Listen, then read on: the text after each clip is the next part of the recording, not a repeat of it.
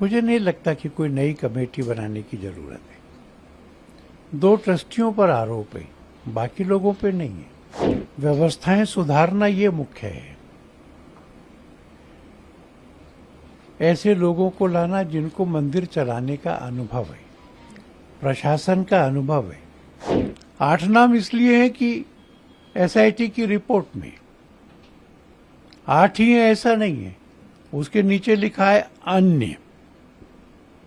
सबकी जांच होगी। ट्रस्ट में बहुत सारे जो बुद्धिजीवी वर्ग हैं, जो बहुत सारे महत्वपूर्ण लोग हैं, वो शामिल थे। तो कभी ये उम्मीद या कल्पना ही नहीं की गई थी कि ऐसी कभी कोई घटना सामने उभर के आएगी। सोच से परे है कि दान पेटी से चीजें गायब हो जाना, चांदी की जो सिल्लियां हैं वो गायब हो जाना, चरण पादुका गायब हो जाना, हार गायब हो जाना। अब इस बात की क्या सच्चाई है, ये तो सिर्फ और सिर्फ जांच में सामने निकल के आएगा।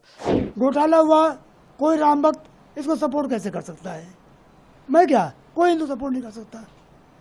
इवन वो हिंदू जो पूजा नहीं करता, हिंदू है, तो इस घोटाले को सपोर्ट नहीं कर सकता।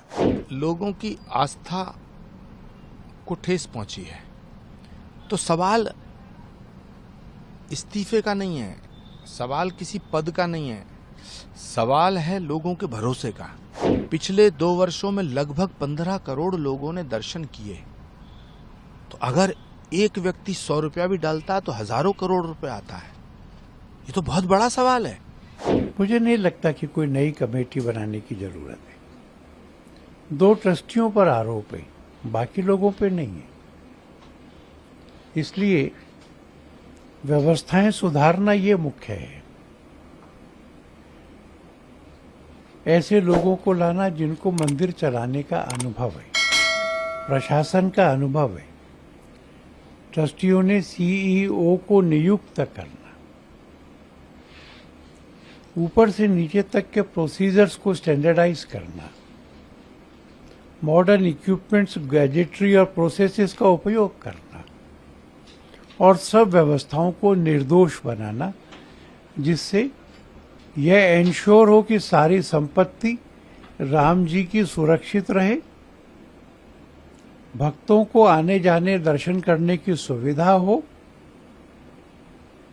और इस स्थान से धर्म का प्रसार हो। मैं उम्मीद करूंगा कि ट्रस्टी इस काम को करेंगे। सर, विपक्ष ये भी आरोप लगा रहा है कि जो एफआईआर है एसआईटी की, उसमें 8 लोगों के जो नाम है वो बहुत छोटे स्तर के कर्मचारी हैं। इतनी बड़ी जो चोरी है वो उनके स्तर से संभव नहीं है।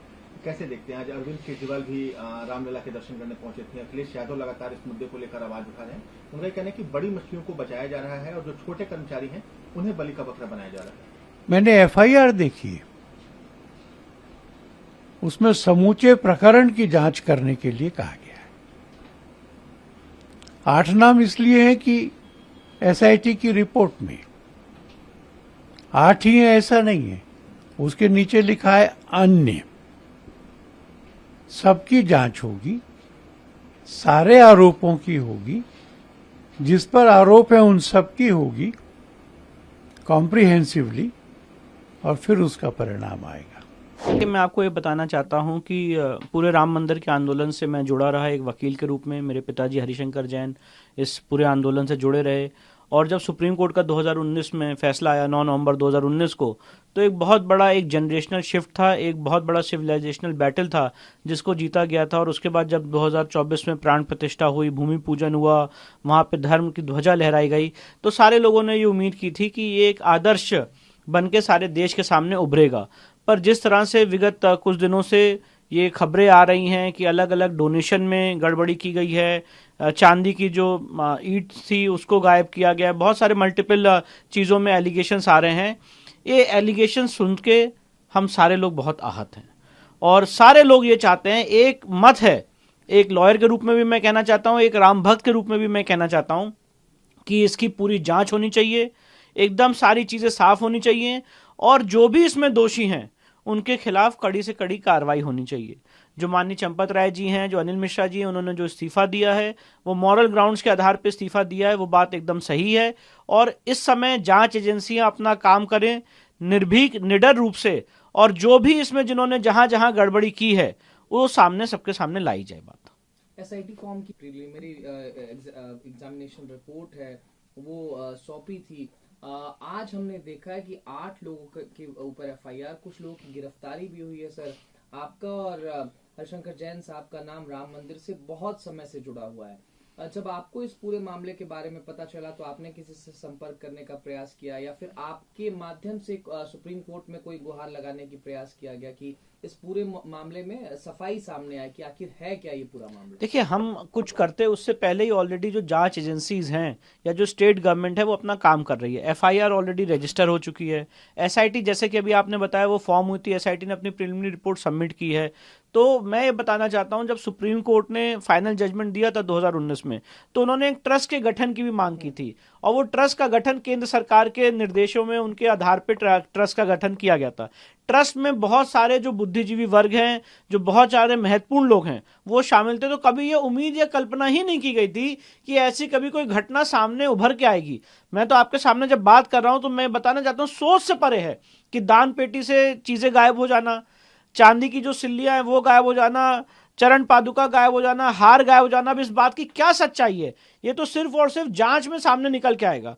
पर सारे लोग इस समय एक ही मांग कर रहे हैं कि वहां पे जांच हो, और जांच होना ऑलरेडी शुरू हो गई है, चाहे वो एसआईटी के द्वारा हो, और जब एफआईआर रजिस्टर हुई है तो जो पुलिस अथॉरिटीज हैं वो भी इसमें जांच करेंगी। जो क्रिमिनल इन्वेस्टिगेशन की जितनी धाराएं हैं, चाहे वो criminal miss appropriation of trust हो, चाहे मिस अप्रोप्रिएशन ऑफ फंड्स हो, वो सारी चीजें यहाँ पे रजिस्टर की गई हैं।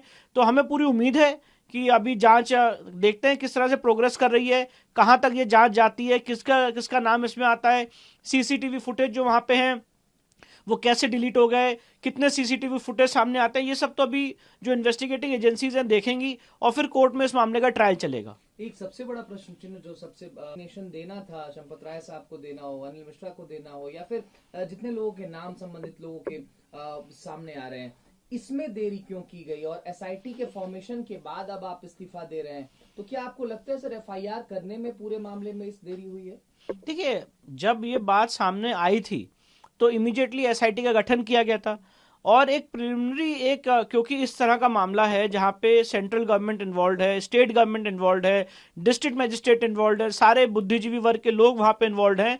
तो अगर इस मामले में एफआईआर करनी है, उससे पहले अगर स्टेट गवर्नमेंट ने ये एक्शन लिया कि पहले हम एक एसआईटी बना के एक प्रिलिमिनरी इन्वेस्टिगेशन रिपोर्ट ले लें कि इस बात में सत्यता है कि नहीं, और जो रिपोर्ट वहां पे एसीएस होम को दी गई, तो मुझे लगता है अगर उसके बाद एफआईआर की गई है, अल्टीमेटली एफआईआर हुई है, हो सकता है 10-15 दिन का गैप हो, पर अल्टीमेटली एफआईआर की गई है, और जैसे ही एफआईआर की गई है इस्तीफा भी आया है, मॉरल ग्राउंड्स पे आया है। तो मुझे लगता है इसमें कोई ज्यादा बड़ी बात नहीं है। उसका कारण ये, अगर आप लीगल तौर पे भी इसको देखें, अगर इस्तीफा ना भी आए तो आज जब जांच होती तो उनका बयान 161 में दर्ज किया जाता, जब ट्रायल होता अगर उसमें जो भी आदमी अभियुक्त होगा वो कोर्ट के सामने आएगा, चार्जेस फ्रेम होंगे।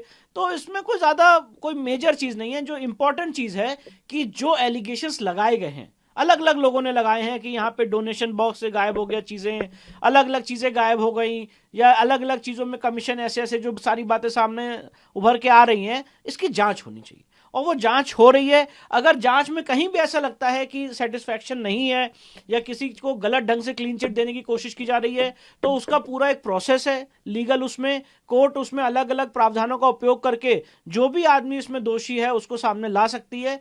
इसलिए अभी बहुत ही एक प्रिलिमिनरी स्टेज है जहां पे हम और आप बात कर रहे हैं, और इस समय हमें आपको जो जांच होने वाली है उसका वेट करना चाहिए कि जांच में क्या क्या चीजें उभर के सामने आती हैं। सर, अब जब ट्रस्ट की चीज सुप्रीम कोर्ट के इंस्ट्रक्शंस के बाद इस पूरे ट्रस्ट का गठन किया गया था, अब क्या नए तरीके से इन मेंबर्स की नियुक्ति होगी? और इसी में मैं एक सवाल और जोड़ना चाहता हूं सर, सुप्रीम कोर्ट में भी एक याचिका पेंडिंग है राम मंदिर डोनेशन रॉ को लेकर के ही। आरजेडी के सांसद हैं सुधाकर सिंह जी, ये उनकी याचिका है, उस पर आगे कुछ क्या होना है? देखिए, वो तो अभी उन्होंने याचिका दायर की है, हमें भी आपके हवाले से पता चला है, तो उसकी अगली हियरिंग जो मैंने सुनने में आया है 29 जून को सुप्रीम कोर्ट में होने वाली है। पर वो तो देखेंगे उस दिन ऑनरेबल सुप्रीम कोर्ट उसमें क्या व्यू लेता है। पर इस समय महत्वपूर्ण बात यह है कि जांच जो है वो चले और निष्पक्ष रूप से उसकी जांच हो। और जो आपने सवाल पूछा कि इस समय जिनका इस्तीफा हुआ है, तो ऑब्वियसली उनकी जगह पे नए जो जनरल सेक्रेटरी हैं या नए अलग अलग जो पदाधिकारी हैं उनकी नियुक्ति की जाएगी। वो एक अलग प्रोसेस है, जो ट्रस्ट डीड बनी है उसके हिसाब से वो सारी नियुक्ति की जाएगी। पर महत्वपूर्ण बात यह है कि जो नियुक्ति हो अब, और ये बात मैं कहना चाहता हूं, वो ऐसे लोगों की हो जो बहुत पारदर्शी तरह से काम करें। हमारी आपके माध्यम से मांग है कि पूरे जगह पे सीसीटीवी कैमरास लगाए जाएं। जहां पे डोनेशन बॉक्स में गिनती हो रही वहां पे सीसीटीवी कैमरा लगाए जाएं, उसका प्रिजर्वेशन किया जाए, उसकी live feed district magistrate, state government, central government हर जगह उसकी लाइव फीड जाए कि आगे चल के आज जो ये घटना हो गई है, आगे चल के ऐसी घटना कभी ना हो, कभी भी ना हो। इसके लिए भी हमें सज रहना चाहिए। देखिए, इस्तीफा दे दिया है, इसके बारे में क्या कमेंट करेंगे? इस्तीफा दिया है, इंक्वायरी हो रही है, इन्वेस्टिगेशन होगा, जो उसके सामने हो आएगी। आप इतने सालों से इसके साथ में जुड़े रहे हैं, मंदिर को बनवाने के लिए पूरा काम कर रहा है, कैसा लग रहा है? मतलब इतना बड़ा करोड़ों का घोटाला आपके सामने, मतलब जब 12 लोगों का। देखिए, इस बात को सुबह से कई बार रिपीट कर चुका। घोटाला हुआ, कोई राम भक्त इसको सपोर्ट कैसे कर सकता है? मैं क्या, कोई हिंदू सपोर्ट नहीं कर सकता। इवन वो हिंदू जो पूजा नहीं करता, हिंदू है, तो इस घोटाले को सपोर्ट नहीं कर सकता, कम से कम। और ये भी हर आदमी की डिमांड है कि जो दोषी हैं उनको सजा दी जाए, झूठे फंसे ना निर्दोष, और जो दोषी वो छूटे ना। ये सबकी डिमांड है, मेरी भी है। पहले से कई बार बात उठ रही थी कि चंपत राय जी को और अनिल मिश्रा जी को इस्तीफा देना चाहिए, लेकिन आज 2 दिन बाद इस्तीफा दिया, जबकि कल मुकदमा दर्ज हो गया। देखिए, आप लोग पॉलिटिकली गवर्न होते हैं, क्या अखिलेश जी कह रहे हैं, क्या और नेताजी कह रहे हैं, या नेता लोग कह रहे हैं, मैं उससे गवर्न नहीं होता हूँ। कल FIR हुई है, कल ट्रस्ट के आदमी ने FIR की है, आज इस्तीफा हो गया। इस्तीफा हुआ क्योंकि इन्वेस्टिगेशन FIR के बाद शुरू होता है। इन्वेस्टिगेशन कल हुआ है, आज इन्वेस्टिगेशन शुरू हो रहा है, उन्होंने इस्तीफा दे दिया। और देखिए, एक बात और सुनिए, ये वो गवर्नमेंट नहीं है जहाँ की दोषी बच जाते थे। योगी बाबा है, मोदी जी हैं, इनके ज़माने में मुझे पूरा विश्वास है कि कोई दोषी बचेगा नहीं और निर्दोष फंसेगा नहीं, और होना चाहिए। तीसरी बात यह है कि हम तो ये कह रहे हैं कि चाहे विरोधी पक्ष अखिलेश जी क्यों ना हो, अगर सही बात लाते हैं तो हमको इसको भूल जाना चाहिए कि ये राम विरोधी, गोली चलवाने वाले वही हैं। नहीं होंगे, खराब होंगे। भगवान राम ने विरोधियों की बात भी सुनी है और एक्शन लिया है। तो हम लोग राम भक्त हैं, हमको न्याय चाहिए, और न्याय ऐसे मिलेगा कि जो राम के साथ द्रोह किया है वो पनिश हो, चाहे जिस रूप में द्रोह किया हो, चाहे मंदिर का बनाने द्रोह किया हो और मंदिर बनने के बाद द्रोह किया हो, मंदिर बनवाने में अड़चन पैदा की हो, वो भी द्रोही है, और जो मंदिर का पैसा ले रहा है वो भी द्रोही है, और दोनों पनिश होने चाहिए। कि मुझे नहीं पता है कि इस्तीफा हुआ है या नहीं हुआ है, लेकिन ये बहुत बड़े दुर्भाग्य का विषय है। और ये 10-20 करोड़ का घोटाला नहीं है, इसमें हजारों करोड़ का घोटाला है, हजारों करोड़ का घोटाला है, और लोगों की आस्था को ठेस पहुंची है। तो सवाल इस्तीफे का नहीं है, सवाल किसी पद का नहीं है, सवाल है लोगों के भरोसे का। और पूरी दुनिया में जितने भी सनातन धर्म को मानने वाले करोड़ों लोग हैं, वो एक भरोसे की उम्मीद लिए हुए प्रधानमंत्री नरेंद्र मोदी जी और योगी आदित्यनाथ जी की तरफ देख रहे हैं। इस घोटाले की तह में जाने की जरूरत है। इन्होंने चोरी नहीं की है, इन्होंने पाप किया है। ये किसी बिजनेस हाउसेस में चोरी का विषय नहीं है, ये किसी लाला जी की दुकान में चोरी होने का विषय नहीं है, ये आस्था पर कुठाराघात का विषय है। तो दूध का दूध, पानी का पानी होना चाहिए। और अगर इस्तीफा दिया गया है तो उसका स्वागत किया जाना चाहिए।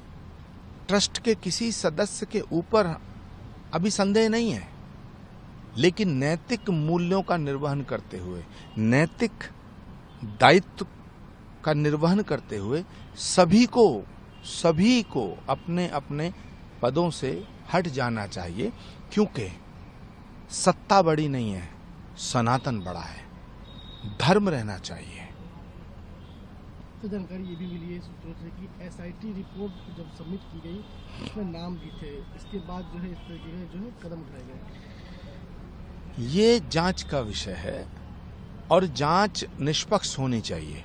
निष्पक्ष जांच होने के लिए ट्रस्ट के पदाधिकारियों को अपने पदों से हटना जरूरी है, क्योंकि करोड़ों लोगों की आस्था का सवाल है ना।